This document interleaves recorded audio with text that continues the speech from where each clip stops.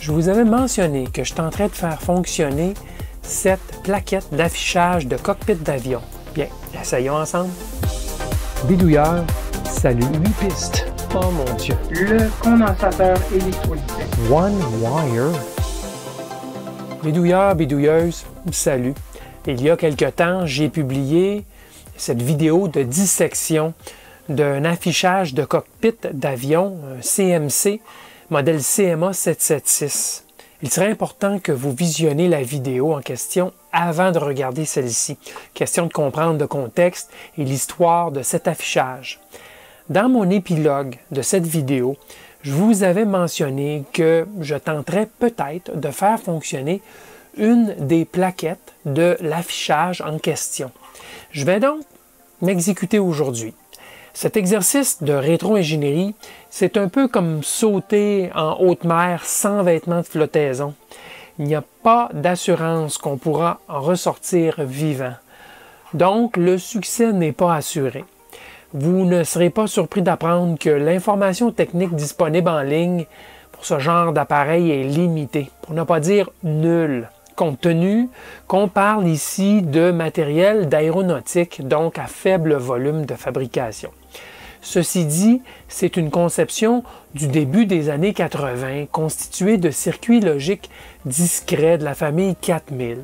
Considérant cette relative simplicité et une évidence de répétition du circuit aussi, ça devrait être possible, tout le moins en la pilotant avec un microcontrôleur, car il faudra fournir des caractères à afficher à la plaquette. Alors, allons-y une étape à la fois. Bon, alors le défi, évidemment, consistait à faire la rétro-ingénierie de ce circuit, mais comme il y a une répétition évidente, ben, c'est peut-être pas aussi complexe qu'on pourrait le penser à première vue. Du fait aussi qu'il y a deux CD4094 et deux ULN 2003, c'est clair que ça c'est une paire, ça c'est une autre paire, et ces 4 circuits intégrés s'occupent du premier chiffre, les 4 suivants du deuxième et ainsi de suite.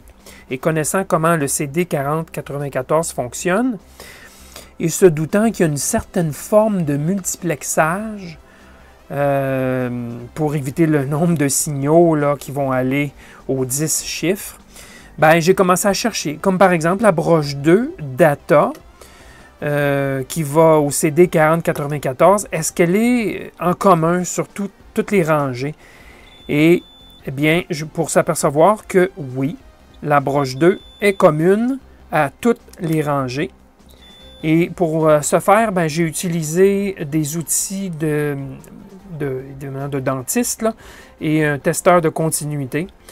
Et j'ai donc un signal à la fois, trouvé où allaient ces signaux. Et aussi, bien, ces puces peuvent se cascader, comme vous le savez. Donc, après les 8 premiers bits, ben, il y a un transfert sur les bits suivants du 4094 suivant. Donc, on peut trouver la sortie du premier qui s'en va se transférer sur la donnée du deuxième.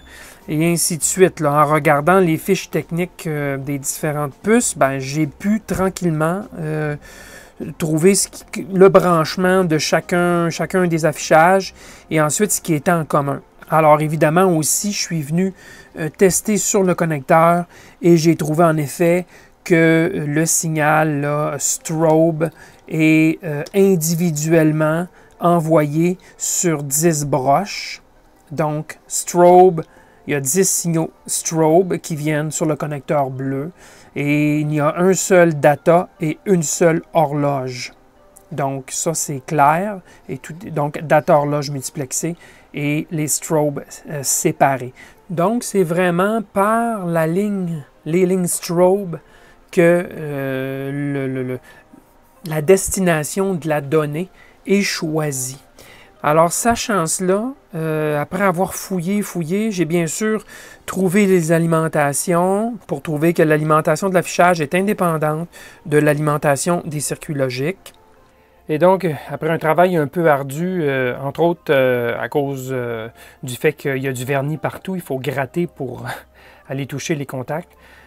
Ben, j'ai réussi à dessiner ce que je crois être le circuit.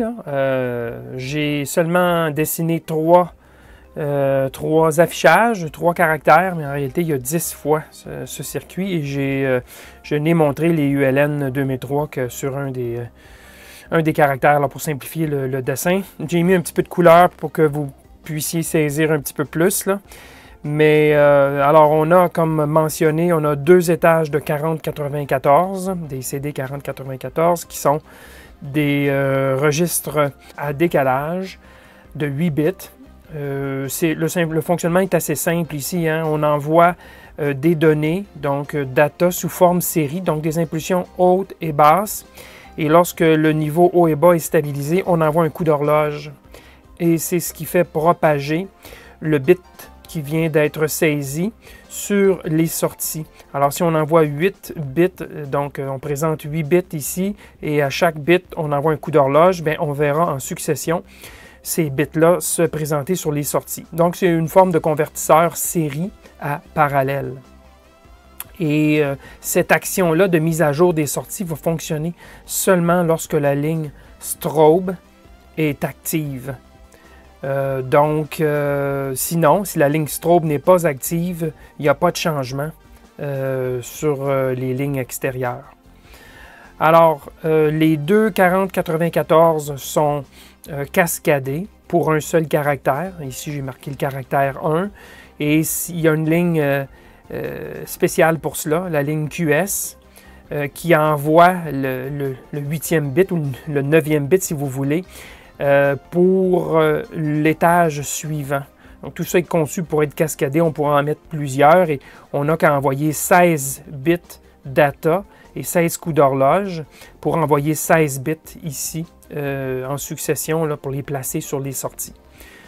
Donc, vous devinerez que la ligne strobe est active sur les 2 étages d'un caractère en particulier et on se servira de la ligne strobe pour chacun des 10 caractères. Autrement dit, si on veut mettre à jour le caractère 1, bien, on mettra la ligne strobe 0. Strobe 1, j'aurais dû l'appeler, là, à 1. Et les autres resteront à 0. Et c'est seulement ces bits-là qu'on va changer. Les autres ne seront pas actifs. Donc, on ira en rotation lorsqu'on veut faire des changements d'un caractère à la fois. On viendra activer les bits strobe des 10 caractères, mais les lignes data et clock sont communes à tous les affichages. Okay? Clock, là, c'est vraiment envoyé tout le temps à tous les affichages, mais comme il y a juste une ligne strobe d'activer, il y a seulement un des étages qui recevra les données en réalité, qui les appliquera sur ses sorties. Maintenant, il y a aussi une ligne Output Enable, donc activation des sorties sur les 4094 et je les ai attachés à 1. Toutes ces lignes-là sont mises en commun, sont toutes mises en commun, Output Enable, et moi je les ai attachées à 1. Mais évidemment, pour éteindre l'affichage au complet, on pourrait tout simplement abaisser la ligne Output Enable et tous les affichages s'éteindraient. Mais je l'ai attaché en permanence. Et l'autre chose, il y a bien sûr deux alimentations. Une alimentation que je vais appliquer de 5 volts qui va aller à toutes les puces logiques, les 4094. Et il y a une alimentation d'affichage qui est séparée, qui, elle, va aller aux affichages. Je ne suis pas certain qu'elles vont au ULN 2003. Je crois que dans la configuration qu'ils ont utilisée, ce n'est pas nécessaire de l'envoyer au ULN, simplement les envoyer à l'affichage et mettre des masses, autrement dit, sur les différents segments pour allumer les segments. Donc, l'ULN, c'est mieux que je vous montre la construction interne pour que vous compreniez. Le ULN 2003, c'est assez simple hein, comme circuit intégré. C'est 7 fois ce circuit. Essentiellement, 2 transistors NPN montés en Darlington.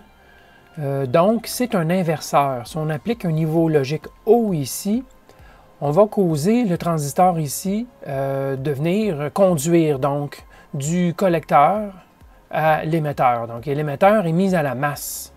Donc, on va s'en servir pour, lorsqu'on applique une logique haute, venir passer un courant, donc l'alimentation d'un des affichages, d'un des segments d'affichage, si vous le voulez. Alors, c'est comme ça que c'est utilisé. Il y a une diode ici, on peut, si on veut appliquer une tension pour tirer la ligne ici vers le haut et ne pas en faire un collecteur ouvert. Mais ce n'est pas essentiel dans le cas de DEL ou de charge qu'on a simplement à mettre à la masse.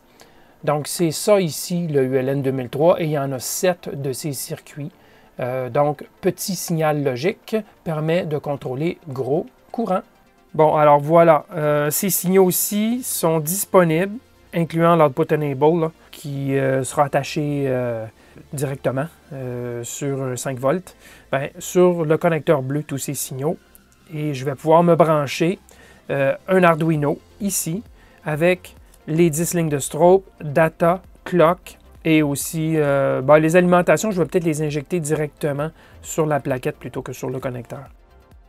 Alors, en appliquant 2,7 volts sur les contacts des différents segments en dessous, je suis capable de voir les différentes combinaisons, dont le fait que tout s'explique. Les barres d'en bas et le bord d'en haut. Vous avez la barre d'en haut qui est constituée d'un seul élément finalement. En fait, c'est deux segments qui sont reliés ensemble. Donc, c'est ce qui expliquait dans la première vidéo qu'il y avait seulement 14 segments plutôt que 16. Bien, vous avez l'explication ici.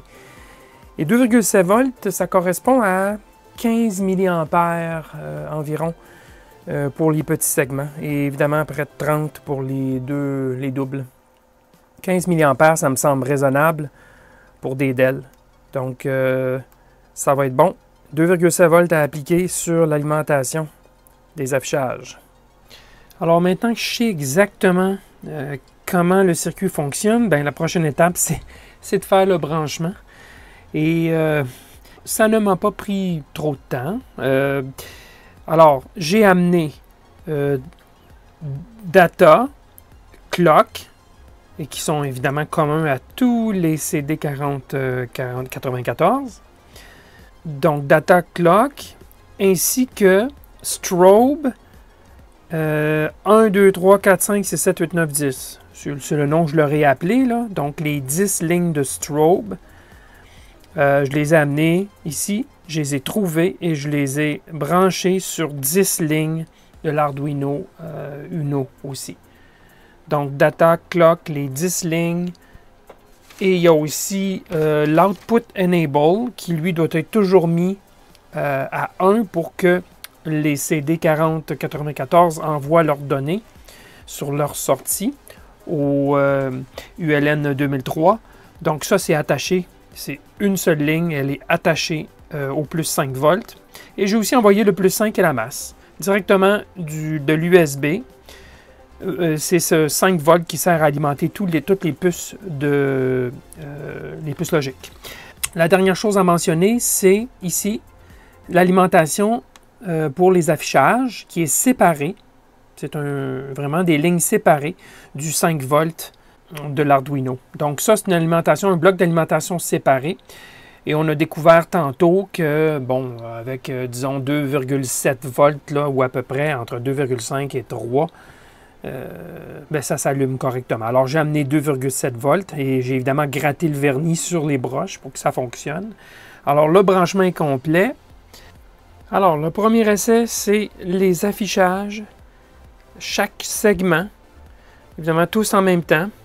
Et vous constaterez qu'ici, il y a un segment manquant. Visiblement, il y a un segment de brûlé. Vous allez le voir dans quelques secondes. Voilà, ici, en bas à droite. Alors, est-ce que c'est la raison pour laquelle cette unité, ce module a été retiré de la circulation parce qu'il y avait un segment de brûlé?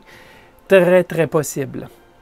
Alors, la constatation qu'on peut faire, je ne sais pas si c'est évident pour vous, mais ce ne sont pas des LED.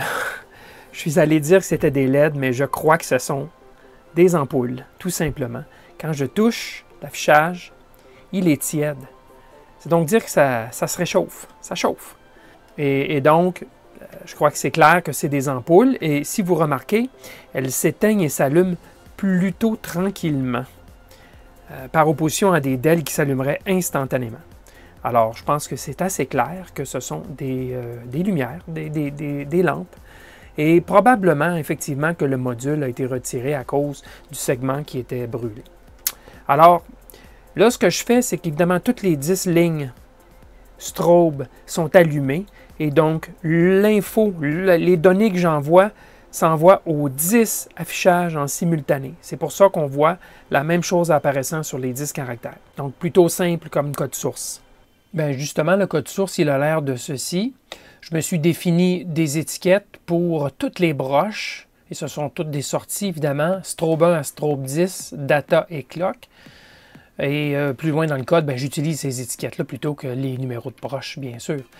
Alors, je me suis fait une petite fonction qui va écrire un bit. Donc, je mets un niveau haut, un niveau bas, dépendamment de ce que la fonction reçoit sur la broche donnée. J'attends 1 milliseconde, j'envoie un coup d'horloge niveau haut, 1 milliseconde, coup d'horloge bas, une autre milliseconde. Alors, ça, c'est un bit d'envoyer. Alors, je vais appeler ça, bien sûr, à répétition. Bon, au niveau de la fonction setup, donc, qui est exécutée seulement une fois, on va faire l'initialisation des broches, bien sûr, et on va effacer ce qu'il y a à l'écran avant de commencer. Alors, avant de mettre toutes les broches en sortie, je les mets toutes au niveau bas. Ensuite, je définis leur mode toutes en sortie. Et par la suite, là, je passe à l'extinction de tous les segments. Alors, je mets toutes les lignes strobe au niveau haut. Donc, ce que je vais envoyer comme commande va affecter tous les affichages, les 10 caractères. Par la suite, j'envoie 16 bits de niveau bas. C'est la petite fonction que je me suis écrite en haut. 16 bits niveau bas. Et je remets les strobes à low. Et voilà, l'écriture est faite. Normalement, ça devrait tout effacer ce qu'il y a à l'affichage. Si tout s'est allumé un peu tout croche, bien ça efface tout. Et là, on tombe dans la boucle principale tout simplement. Alors, vous savez, vous l'avez vu, les 10 caractères se font mettre à jour et affichent la même chose. Donc, je mets les 10 lignes de strobe au niveau haut. Et par la suite, je vais envoyer à répétition avec un délai de 1 seconde. Je vais envoyer un niveau haut aux différentes lignes. Donc, bas, bas, haut, bas, bas, bas, bas, et ainsi de suite, pour faire évoluer tous les segments. Et naturellement, un seul segment s'allume. Ici, c'est le 4e. Ici, c'est le 3e, le 2e et le premier segment, toujours avec un délai de 1000 millisecondes. Ici, j'ai commenté cette section, la partie du bit 1 et la partie du bit 9, puisque rien ne s'allume avec ces bits-là. Vous le savez, il y a 14 segments et non pas 16, mais il y a par contre 16 bits sur le 4094, les deux 4094 en cascade. Donc, j'envoie 16 bits, mais le 1 et le 9 ne veulent rien dire. Alors, je fais ceci tout simplement un bit à la fois pour faire afficher tous les segments. Ce n'est pas beau, j'aurais pu penser à des structures plus imbriquées et ainsi de suite, mais j'ai voulu me simplifier la vie. Le but, c'est juste de démontrer que l'affichage fonctionne. Là, alors la démo suivante, j'affiche les chiffres, encore une fois, tout en même temps. Une fois les 10 chiffres affichés, là, je vous montre du caractère. Electrobidouilleur, succès! Alors, vous le voyez, je crois, assez clairement maintenant quand je vous dis que l'affichage n'est pas composé de DEL. Vous allez voir, lorsque les chiffres s'éteignent, c'est vraiment assez évident que ce n'est pas des DEL. Alors, ça s'allume tranquillement, ça s'éteint tranquillement. Alors, si vous n'êtes pas tout à fait d'accord avec mon choix de police pour les caractères et les chiffres, ben, à vous de penser à d'autres polices parce que chaque caractère, bien, je l'ai composé à l'aide des segments qui étaient disponibles. Alors, si vous n'aimez pas les segments, ben, vous en prenez d'autres. Et en effet, ça devient chaud. Et le bloc d'alimentation, lorsque j'affiche des chiffres comme par exemple le 0 ou le 8 qui utilisent beaucoup de segments, ben, ça monte au-dessus d'1 ampère pour les 10 caractères d'affiché. Donc, définitivement pas de multiplexage. Et la différence au niveau du code source, bien, c'est différent que la première démo avec les petits segments individuels. La première partie, c'est d'afficher les chiffres de 0 à 9 sur les 10 affichages en simultané. Donc, bien sûr, j'allume les 10 lignes de strobe et par la suite, j'envoie les bons segments. Donc, j'allume les bons segments, tout simplement, un bit à la fois. Et ici, c'est le chiffre 0. Et je mets les bons segments au niveau haut. Et ceux qui doivent être éteints, rester éteints, ils sont au niveau bas. Alors, je fais ça pour le chiffre 1, pause une seconde, chiffre 2, chiffre 3, chiffre 4, et ainsi de suite pour les 10 chiffres. Et par la suite, on tombe dans la partie de code où là, je vais écrire, vous le savez, là, EB, succès. Alors, bien sûr, j'efface tout d'abord, et ensuite, j'y vais une lettre à la fois en allumant une ligne de strobe à la fois. Alors, la strobe 1 est allumée, j'envoie les bons segments, donc je mets les bons segments à élever pour faire la lettre E. Je remets la strobe 1 à bas. Ensuite, je fais la strobe 2, deuxième caractère. Même chose, deuxième caractère. Ici, c'est un tiret que j'envoie, donc évidemment juste deux segments, les segments horizontaux au milieu. Et ainsi de suite, et ainsi de suite. J'envoie tous les caractères comme ça. Avec une pause, je mets une pause de 300 millisecondes. Ça se déroulait un peu plus vite, les caractères à l'écran. Et c'est tout. Encore une fois, je ne me suis pas cassé la tête à essayer d'optimiser le code.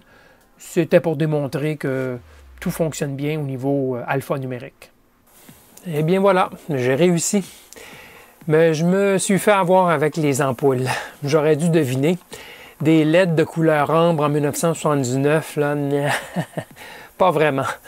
Qu'importe, c'est toujours amusant de redonner vie à un appareil, même si c'est seulement l'espace d'une vidéo. J'espère que vous avez apprécié cet exercice de découverte avec moi, avec en prime un peu de programmation Arduino, bien sûr. N'oubliez pas que vous pouvez me suivre sur ma page Facebook. Cherchez sur Facebook Électro Bidouilleur, tout simplement. Merci et à la prochaine.